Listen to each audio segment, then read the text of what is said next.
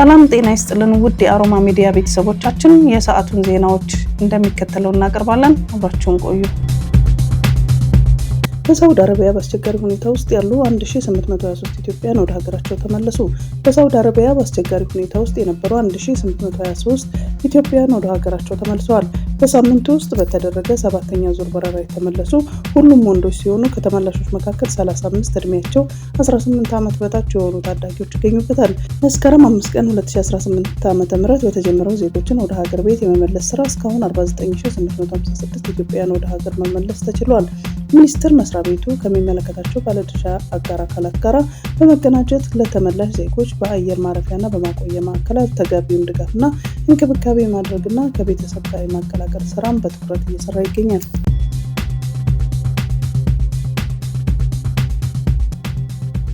አንድ ግለሰብ በደቡብ ለንደን በሴቶችና ልጃገረዶች ላይ ተከታታይ የወሲብ ጥቃቶችን ፈጽሟል በሚል ተከሰሰ። አንዳንዶቹ ወንጀሎቹ የተፈጸሙት እንደ አውሮፓውያኑ 2003 ነው ተብሏል።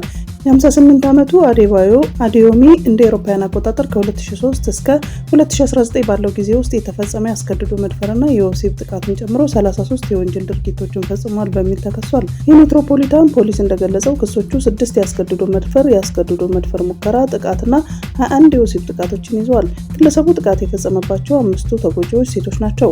አዲዮሚ ለመጀመሪያ ጊዜ በቁጥጥር ስር የዋለው በጥቅምት 20 2020 እንደሆነ ፖሊስ ገልጿል።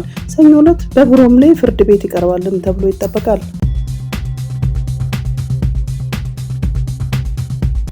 የሆንግ ኮንግ ፍርድ ቤት የዲሞክራሲ አቀንቃኝና የሚዲያ ባለቤት የሆነውን ጂሚ ላይ በብሔራዊ ደህንነት ጋር ተያይዞ በቀረበበት ክስ ጥፋተኛ ሆኖ በመገኘቱ የ20 ዓመት እስር ተፈረደበት። ቻይና ከከተማዋ መረጋጋት ጋር በተያያዘ አስፈላጊ ነው በምትለውና አወዛጋቢ በሆነው የብሔራዊ ደህንነት ሕግ መሰረት የተሰጠውን ይህ የፍርድ ውሳኔ በጣም ከባዱ ነው ተብሏል። ላይ የብሪታንያ ፓስፖርት ያለው ሲሆን የቻይና መንግስትን ክፉኛ በመተቸት ይታወቃል። አፕል ዴይሊ የተሰኘው በየዕለቱ የሚታተም ጋዜጣ ባለቤት የሆነው ላይ በተደጋጋሚ በአገሪቱ ውስጥ ለተካሄዱ የተቃውሞ ሰልፎች መነሻ ሆኗል። ሰኞ ዕለት 6 የጋዜጠኞች የቀድሞ ኃላፊዎች ከ6 እስከ 10 ዓመት እስር ተፈርዶባቸው በቁጥጥር ስር ውለዋል። በዲሞክራሲ አቀንቃኞች ዘንድ እንደ ጀግና የሚቆጠረው ላይ በቤጂንግ ግን እንደ አገር ከዳተኛ ይወነጀላል። በተደጋጋሚ የቻይና መንግስት የሚያቀርብበትን ክስ የሚያስተባብለው የሚዲያ ባለቤቱ የሆንግ ኮንግ ሴቶች የሆኑ የሚላቸውን የህግ የበላይነትና የመናገር ነጻነት እንደሚሰብክም ይናገራል። በቃሊቲ ክፍለ ከተማ ወረዳ 12 በሚገኝ ሸልተር በእንክብካቤ የተያዙ ክትትል የሚደረግላቸው 120 ውሾች በአንድ ሌሊት ተገደሉ። ድርጊቱ የተፈጸመው ድርጅቱ ህጋዊ እውቅና ኖሮት እየሰራ ባለበት ሁኔታ መሆኑን ክስተቱን አነጋጋሪ አድርጎታል። ጉዳዩ የተፈጸመው በኢትዮጵያ አኒማል ትራውማ ሸልተር ውስጥ ሲሆን ያልታወቁ አካላት ወደ ሸልተሩ በመምጣትና የሸልተሩን ሰራተኞች በማስወጣት ከ120 በላይ ከጎዳና የተነሱ ውሾቹን ገድለዋል ተብሏል። በእንስሳት መብት ተሟጋችነቷ የምትታወቀው ሀና ሰፋ በመንግስት የጸጥታ አካላት በተወሰደ ድንገተኛ እርምጃ መጠለያ ውስጥ የነበሩ 120 ውሾች መገደላቸውን በከፍተኛ ሀዘን አስታውቃለች። የእንስሳት መብት ተሟጋች ሀና ሰፋ ዛሬ ካሳለፍኳቸው እጅግ አሳዛኝ ቀናት አንዱ ነው ስትል ገልጻለች። እነዚህ ውሾች በጎዳና ላይ ጉዳት ደርሶባቸው ተለቅመው በመጠለያ ውስጥ ሕክምና ሲደረግላቸው የቆዩ መሆናቸውንና ብዙዎቹ ከነበሩባቸው ህመም አገግመውና በጥሩ የጤና ሁኔታ ላይ ያሉ ለዚህ አሰቃቂ እርምጃ መደረጋቸውን ተገልጿል። ተሟጋቿ ሀና አክለም ድርጅቷ በህጋዊ መንገድ የተመዘገበና እውቅና ያለው ሆኖ ሳለ የጸጥታ አካላት ያለምንም ቅድመ ማስጠንቀቂያ መጠለያ ውስጥ ገብተው ይህንን ግድያ መፈጸማቸው ተገቢ እንዳልሆነም ገልጻለች።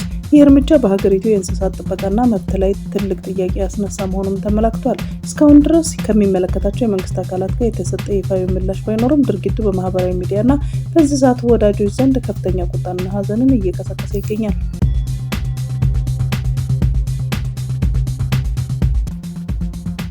የኦሮሞ ፌዴራሊስት ኮንግረሱ ጀዋር መሐመድ የኢትዮጵያ የውጭ ጉዳይ ሚኒስትር ለኤርትራ አቻው የላከውን ደብዳቤ ወደ ጦርነት ሊያመራ እንደሚችል ከባድ ማስጠንቀቂያ መሆኑን ገለጸ። ጀዋር ባስተላለፈው መንግስት በኤርትራ ላይ የሰነዘረውን ክስ ተገቢ ማስረጃ ሊቀርብበት እንደሚገባ አሳስቧል።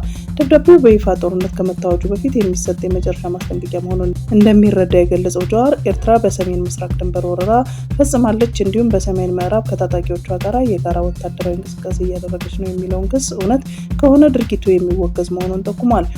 ማንኛውንም አይነት ውግዘት ከመስጠት በፊት የቀረቡት ክሶች ትክክለኛነት መረጋገጥ እንዳለባቸው ጀዋር አሳስቧል።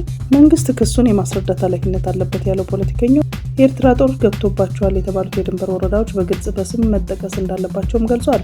መንግስት እንደ ሰሜን ምስራቅ ያሉ ሰፊና አሻሚ መልክዓ ምድራዊ መገለጫዎችን ከመጠቀም ይልቅ የተወሰኑ ቦታዎችን ለይቶ ማሳወቅ ለግልጽነትና ለጥርጣሬ መወገድ አስፈላጊ መሆኑን ጀዋር በመልእክቱ አመልክቷል። ጀዋር ይህንን አስተያየት የሰጠው የኢትዮጵያ መንግስት የኤርትራ ወታደራዊ ወረራ ፈጽማለች በማለት በይፋ መክሰሱንና በሁለት ሀገራት መካከል ያለው ውጥረት ወደ ከፍተኛ ደረጃ መሸጋገሩን ተከትሎ ነው። አርቲስት ሰለሞን በጋለ የክብር ሽልማት ተበረከተለት። በኢትዮጵያ የፊልም ኢንዱስትሪ ውስጥ ደማቅ አሻራውን ያሳረፈው ታዋቂው አርቲስት ሰለሞን በጋለ ለኪነ ጥበብ ዘርፍ ላበረከተው የላቅ አስተዋጽኦ የክብር ሽልማት ተሰጠው። ትናንት ምሽት በተካሄደው የሽልማት ስነስርዓት ላይ አርቲስቱ ላለፉት 2 አስርት ዓመታት በፊልምና በተለያዩ የጥበብ ስራዎች ላይ ያሳየውን ተከታታይነት ያለው ብቃትና ለሙያው ያለውን ታማኝነት ለዚህ ክብር እንዳበቃው ገልጿል። አርቲስት ሰለሞን በጋለ በቄራ ሰፈር ማደጉንና የቄራ ልጅ መሆኑን በማንኛውም አጋጣሚ በኩራት የሚናገር ሲሆን ይህ ስኬቱ ከየትኛውም የህይወት ደረጃ ተነስቶ በትጋት ትልቅ ደረጃ መድረስ እንደሚቻል ለብዙዎቹ ወጣቶች ተስፋ የሚሰጥ ሆኗል። በስነስርዓቱ ላይ የታደሙ የጥበብ ባለሙያዎች እንደገለጹ ሰለሞን ከችሎታው ባሻገር ያለው መልካም ስነ ምግባርና ትህትና ለሙያ አጋሮቹም ሆነ ለደጋፊዎቹ አርአያ እንዲሆን አድርጎታል። ክብር ለሚገባው ክብር መስጠት ይገባል በሚል መሪ ቃል የቀረበው ይህ ሽልማት የአርቲስቱን የብዙ ዘመን ድካም የካሰ መሆኑን ተመልክቷል። የአርቲስቱ አድናቂዎችና የጥበብ ቤተሰቦች በማህበራዊ ሚዲያ እንኳን ደስ ያለህ የሚሉ መልእክቶችን በማስተላለፍ ደስታቸውን እየገለጹ ይገኛሉ።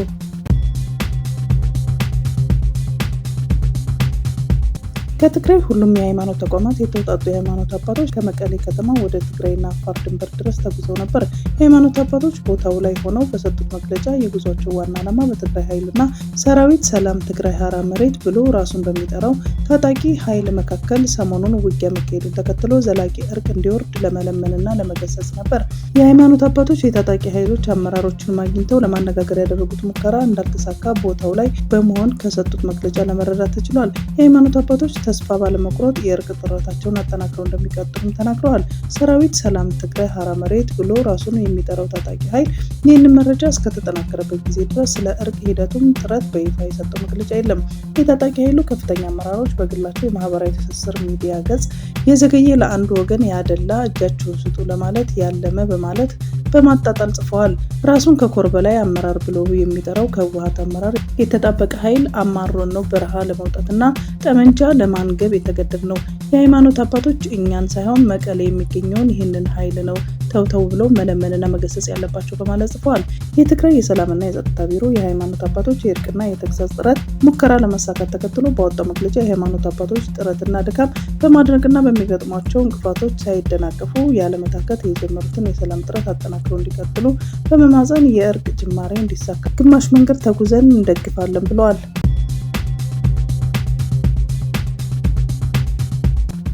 የኤርትራ ሰራዊት ተቆጣጥሯቸው ከሚገኙ የኢትዮጵያ ሉዓላዊ ግዛት እንዲወጣና ለድርድር ዝግጁ እንዲሆን የኢትዮጵያ የውጭ ጉዳይ ሚኒስቴር ጠየቀ። የኢትዮጵያ የውጭ ጉዳይ ሚኒስቴር ቅዳሜ ጥር 30 ቀን 2018 ዓ.ም ለኤርትራ የውጭ ጉዳይ ሚኒስቴር በጻፈው ደብዳቤ ላይ ኤርትራ የኢትዮጵያን ሉዓላዊነት ድንበር በመጣስ በሰሜን ምስራቅ አቅጣጫ የሚገኙ አካባቢዎችን ተቆጣጥራ እንደምትገኝ ገልጿል። የውጭ ጉዳይ ሚኒስቴር ቃል አቀባይ አምባሳደር ነቢያት ጌታቸው የደብዳቤውን ትክክለኝነት ለቢቢሲ አረጋግጠዋል። ደብዳቤው የኢትዮጵያ መንግስት በተደጋጋሚ ኤርትራ ጦር ከግዛቱ ለቆ እንዲወጣ መጠየቁን አስታውሶ ይህ ጥያቄ ተቀባይነት የማያገኝ ከሆነ የባህር አገልግሎት ጉዳዮችና በአሰብ ወደብ በኩል የባህር መዳረሻ ጉዳይ ጨምሮ ሁሉንም የጋራ ጥቅሞች ጉዳዮችን ለመፍታት በቅን ልቦናና ድርድር ለመሳተፍ ፈቃደኛ መሆኑን አስታውቋል። በውጭ ጉዳይ ሚኒስትር ዶክተር ጌዲዮን ጢሞቴዎስ የተጻፈውና ለኤርትራ የውጭ ጉዳይ ሚኒስትር ኦስማን ሳላ በተላከው በዚህ ደብዳቤ የኤርትራ ሰራዊት ለረዥም ጊዜ የኢትዮጵያ ሉዓላዊነት ግዛት በመጣስ በሰሜን ምስራቅ አቅጣጫ ማቆጣጠሩ ተጠቅሷል። በዚሁ ደብዳቤ ላይ ሁለት ሀገራት በሚያወስናቸው አካባቢዎች የኤርትራ መንግስት በስም ላልተጠቀሱ የተለያዩ ታጣቂ ቡድኖች ቀጥታ የቁሳቁስ ድጋፍና እርዳታ እንደሚያቀርብ በመጥቀስ ወንጅሏል። በደብዳቤው ላይ የታጣቂ ቡድኖች በስም ባይጠቀሱም ከዚህ ቀደም የኢትዮጵያ መንግስት ኤርትራ ለህወሓትና ለፋኖ ታጣቂዎች ድጋፍ ያደርጋል ሲሉ መወንጀሉ ይታወሳል። ኢትዮጵያ በደብዳቤ ላይ የኤርትራ መንግስት በሉዓላዊነትና በድንበር ላይ ከሚፈጸሙ ጥሰት በተደጋጋሚ እንዲታቀብ ቢጠየቅም ጥረቱ ሰሚ አለማግኘቱን ደብዳቤው ላይ ገልጿል።